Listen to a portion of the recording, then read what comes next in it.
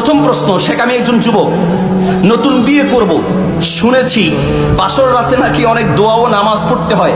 আমি এ সম্পর্কে বিস্তারিত জানি না, একটু বিস্তারিত জানালে আমার ও যুব সমাজের উপকার হতো। তাহলে ওনার প্রশ্ন ছিল যুবক মানুষ বিয়ে করবে, যাক অন্তত মাশাআল্লাহ ওনার ভিতরে এতটুকু অনুভূতি আছে যে বিয়ে করার পরে ইসলামের কিছু করণীয় আছে, বিষয়গুলো জানতে হবে, ঠিক কিনা?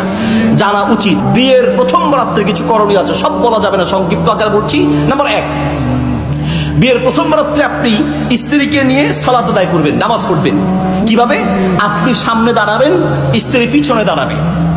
আপনি স্বামী সামনে দাঁড়াবে, পিছনে স্ত্রী দাঁড়াবে। এটা কি নামাজ? নফল নামাজ। এটা আবার বিয়ার নামাজ বলে হুজুর, এদের কি নিয়ত হবে? নাওয়াইতুয়ান বিয়ার নামাজ নাকি? সালাত নাওয়াইতুয়ান উসাল্লিয়া সালাতান নিকা, এইরকম বানানোর কোনো দরকার নেই। জাস্ট নফল সালাত পড়বেন, কারণ জীবনের প্রথম সূচনা যেন আল্লাহর ইবাদত দিয়ে হয়, এটাই হচ্ছে মূল উদ্দেশ্য।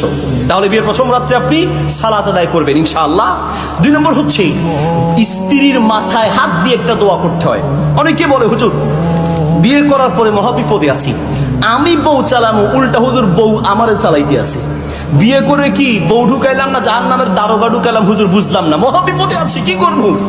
সম্মানিত হাজারিন, কারণ নারী নির্যাতনের মামলা আছে, পুরুষ নির্যাতনের মামলা দেওয়া সম্ভব হয় না অনেক সময়। তো বলতে চাচ্ছিলাম যে প্রিয় ভাই, এই যে আমাকে এসে কেউ বললে আমি বলি যে বিয়ের প্রথম দিকের সূচনাগুলো বলেন।